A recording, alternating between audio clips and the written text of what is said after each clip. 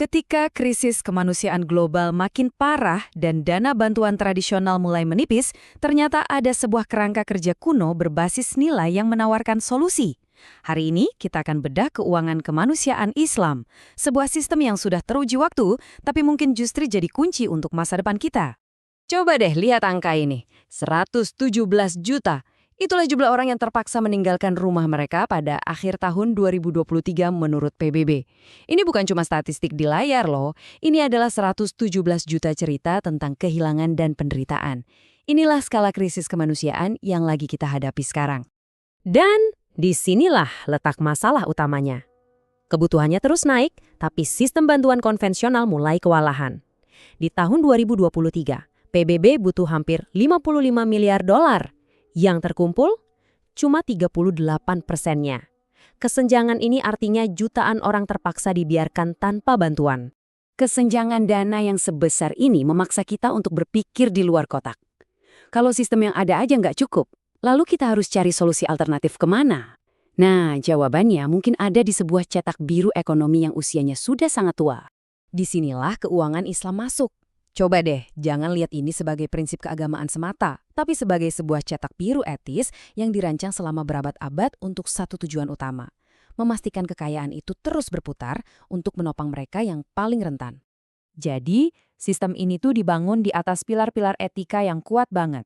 Pertama, ada keadilan atau adil yang memastikan kekayaan itu terdistribusi secara merata. Kedua, kerjasama atau ta'awun yang mendorong solidaritas sosial. Lalu ada keseimbangan atau tawazun, buat mencegah harta itu numpuk di satu pihak aja. Dan yang paling penting, larangan eksploitasi atau riba yang lebih mendorong bagi hasil daripada bunga yang memberatkan. Nah, dari prinsip-prinsip tadi, lahirlah beberapa instrumen keuangan yang unik banget. Yuk, kita anggap ini sebagai peralatan praktis untuk aksi sosial dan kemanusiaan. Yang pertama adalah zakat. Ini bukan sekedar donasi sukarela ya, ini adalah kewajiban finansial tahunan, sebuah jaring pengaman sosial yang terstruktur. Intinya, zakat itu dirancang untuk memastikan kekayaan terus beredar dan secara sistematis bisa mengurangi kemiskinan. Dan sistemnya ini spesifik banget. Al-Quran itu merinci 8 kategori penerima zakat yang menargetkan kelompok paling rentan, mulai dari fakir miskin, mereka yang terlilit utang, sampai para pengungsi. Ini adalah mekanisme yang memastikan bantuan itu sampai tepat sasaran. Dan potensinya, wah luar biasa besar. Bank Pembangunan Islam memperkirakan potensi dana zakat global per tahun bisa mencapai sekitar 300 miliar dolar. Coba bayangkan, ini adalah sumber daya raksasa yang sebagian besar belum dimanfaatkan sepenuhnya untuk bantuan kemanusiaan. Berikutnya, ada wakaf. Cara paling gampang buat ngertiin ini adalah dengan membayangkannya seperti dana abadi sebuah universitas.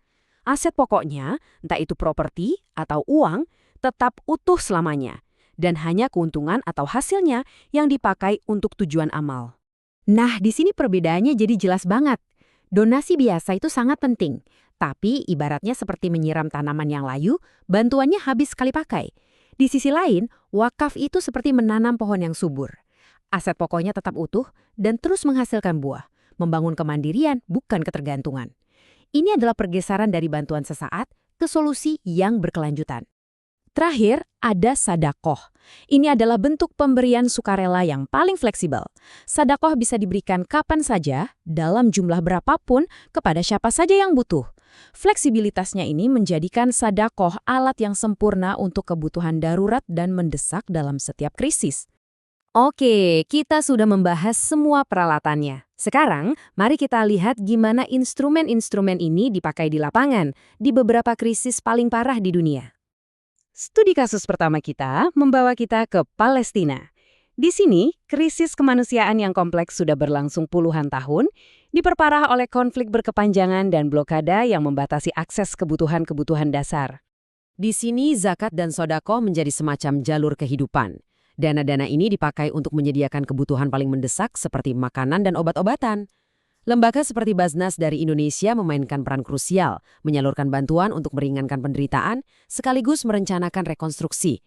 Biar Anda bisa membayangkan dampaknya, hanya dalam 1 tahun antara 2023 dan 2024, Basnas berhasil mengumpulkan lebih dari 311 miliar rupiah khusus untuk bantuan kemanusiaan di Palestina.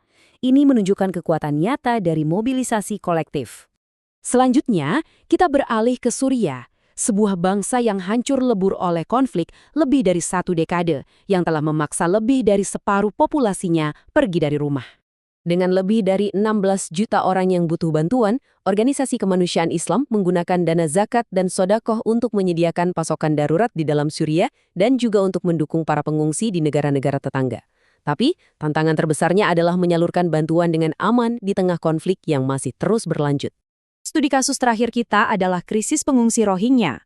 Lebih dari 700.000 orang terpaksa melarikan diri dari persekusi yang akhirnya menciptakan kamp pengungsi terbesar di dunia di Bangladesh. Kondisi di kamp-kamp ini berat sekali.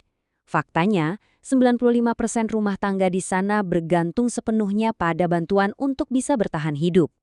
Disinilah zakat dan sedekah yang dikumpulkan oleh organisasi global seperti UNHCR menjadi sangat penting, menyediakan kebutuhan dasar seperti makanan dan tempat tinggal bagi ratusan ribu orang.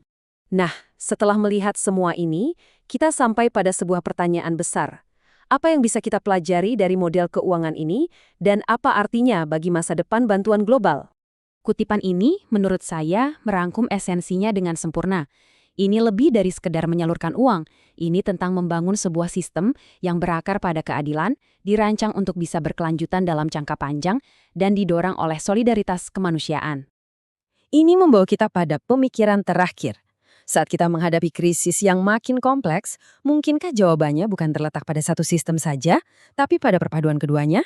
Bisakah kita menggabungkan kearifan kuno dengan tantangan modern untuk membangun dunia yang lebih adil dan tangguh? Sebuah pertanyaan untuk kita renungkan bersama.